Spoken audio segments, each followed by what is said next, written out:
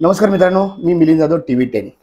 आज आपण जो महानगरपालिकेचा प्रॉपर्टी टॅक्सचा जो विषय आहे आणि त्याला जे 40% एक्झम्पशन मिळत होतं, सूट मिळत होती, त्या संदर्भात जे नागरिकांमध्ये गोंधळ आहे, तर त्या संदर्भात TV10 बऱ्याच जे एक्सपर्ट्स आहेत त्यांचे अभिप्राय घेतोय, त्यांचं मार्गदर्शन घेतोय, त्यांच्याकडनं माहिती घेतोय। त्यातलेच आपले पहिले आपल्यासमोर आहेत सजग नागरिकचे जे संस्थापक अध्यक्ष जे आहेत विवेक वेलणकर सर। तर त्या संदर्भात आपले काही प्रश्न आहेत सर। पहिला माझा प्रश्न हा आहे की ह्या टॅक्सच्या हे 40% बद्दल लोकांमध्ये खूप गोंधळ आहे, त्याच्याबद्दलचे थोडासा इतिहास आम्हाला सांगा सर। ऍक्च्युअली 1970 साली पुणे महापालिकेने एक ठराव केला की लोकांना 40% सवलत ही जर ते स्वतः राहत असलेल्या म्हणजे स्वतःच्या घरात स्वतः राहत असतील, भाडेकरू नसेल तर दिली गेली पाहिजे आरव्ही व्हॅल्यू मध्ये, आणि त्याचबरोबर त्यांना मेंटेनन्ससाठी 15% टॅक्समध्ये सवलत दिली पाहिजे, असा ठराव 1970 साली महापालिकेने केला। पण त्यानंतर 2011-12 मध्ये कॅगने ऑब्जेक्शन काढलं की ते 15% जे तुम्ही सवलत देता ती योग्य नाही, ती 10%च असली पाहिजे, नाही तर राज्य सरकारने कायदा 15%चा करावा। त्यानंतर त्याच्यावर खूप उहापोह झाला, खूप त्याच्यावर गोष्टी घडल्या आणि शेवटी ऑगस्ट 2019 मध्ये तत्कालीन राज्य सरकारने हा 1970चा ठरावच रद्द केला। आता खरं म्हणजे हे 40% सवलत रद्द व्हावी असं कोणीच कधीच म्हटलं नव्हतं कॅग पासून कुणी, त्यामुळे तो ठराव अर्धाच रद्द केला असता तर हा विषयच कधी आला नसता। पण सरकारने तेव्हा पूर्ण ठराव रद्द केल्यामुळे 40%ची सवलत उडून गेली आणि 1/8/2019 पासून 40%ची सवलत बंद करा असं राज्य शासनाचा तो ठराव झाल्यामुळे ती सवलत काढून घेतली गेली। आता त्याच्यानंतर जे घडलं की पुणे महापालिकेने त्यानंतर जे नवीन प्रॉपर्टी टॅक्स लागू केले किंवा ज्यांची असेसमेंट झाली त्यातल्या कोणालाही 40%ची सवलत दिली नाही, आणि ते सगळे लोक जवळपास 1,00,000-1,25,000 लोक तरी ते असतील ज्यांना त्याचा आज भुर्दंड पडलेला आहे, ही वस्तुस्थिती आहे। सर परत मुद्दा तो होतो की जर 40% जे आहे ते अगोदरपासून लावले, 1970 पासून लावले आणि त्यानंतर या सरकारनं काढलं, ते सुद्धा तुम्ही म्हणजे योग्य पद्धतीने काढलं नाही असं, म्हणजे ते जे काय नियम हे केला तो योग्य नव्हता असं तुमचं म्हणणं आहे। पण त्यानंतर महानगरपालिकेनं काय केलं आणि त्यांनी कसं शोधून काढलं की ते कुणाकुणाला लावायचं, कसं लावायचं, ह्या संदर्भात थोडक्यात माहिती सांगा सर। आता हे जे मी मगाशी सांगितलं की ऑगस्ट 2019 नंतर जे नवीन प्रॉपर्टीला टॅक्सेशन लागलं त्यांना कोणालाही 40%ची सवलत महापालिकेने दिली नाही, कारण तसा ठरावच नव्हता। मधल्या काळात 17-18 मध्ये महापालिकेने अजून एक उद्योग केला, त्यांनी एक एजन्सी नेमली आणि म्हणले घरोघरी जाऊन सर्व्हे करा आणि जे हे 40%ची सवलत घेत आहेत ते खरंच स्वतःच राहतात का त्यांनी भाडेकरू ठेवलाय, कारण भाडेकरू ठेवला असेल तर ही 40%ची सवलत रद्द होते आणि ते योग्य पण आहे।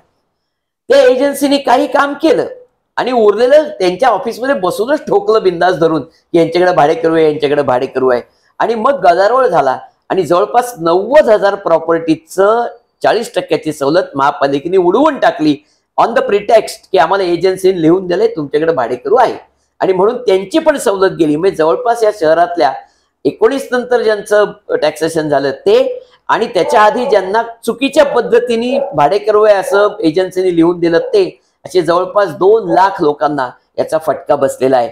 उर्वरित लोकांना मात्र जी सवलत 40%ची पहिल्यापासून होती ती आजही सुरू आहे, त्यांना काहीही घडलेलं नाही, त्यांनी कुठलाही फॉर्म भरण्याची गरज नाही। आता तुम्ही जसं उल्लेख केला, आता म्हणला की फॉर्म एक भरावा लागतो, PT3 फॉर्म आहे, हा प्रॉपर्टी टॅक्स 3 फॉर्म आहे। या फॉर्म बद्दल सुद्धा बऱ्याच लोकांमध्ये हा कुणी भरायचा, काय भरायचा याबद्दल सुद्धा संभ्रम आहे, आणि त्यामध्ये सुद्धा काही लोक जेन्युइनली तिथं राहत असून सुद्धा त्यांना हे 40% भरावं लागलेलं आहे। त्यांचं सर भवितव्य काय आणि त्यांनी काय करावं इथनं पुढं? नाही, हा PT3 फॉर्म कोणी भरायचा आहे तर 2019 नंतर ज्यांना टॅक्सेशन लागलं त्या सगळ्यांनी PT3 फॉर्म भरायचा, कारण त्यांचं 40% सवलत गेली आहे ती रिइन्स्टेट व्हावी म्हणून त्यांनी फॉर्म भरणं अपेक्षित आहे। ते 90,000 लोक ज्यांना चुकीच्या पद्धतीने त्यांची सवलत काढली गेली महापालिकेच्या एजन्सीच्या चुकीमुळे, त्यांनाही मात्र स्वतःला फॉर्म भरून द्यावा लागेल। या फॉर्म मध्ये असं लिहून द्यायचंय की मी स्वतःच राहतो, माझ्याकडे कुणीही भाडेकरू नाही, हे तुम्ही ॲफिडेव्हिटवर महापालिकेला लिहून द्यायचे। त्यानंतर महापालिका त्याचा सर्व्हे करणार आणि जर ते खरं असेल तर तुम्हाला तो टॅक्स बेनिफिट जो आहे 40%चा तो महापालिका देणार।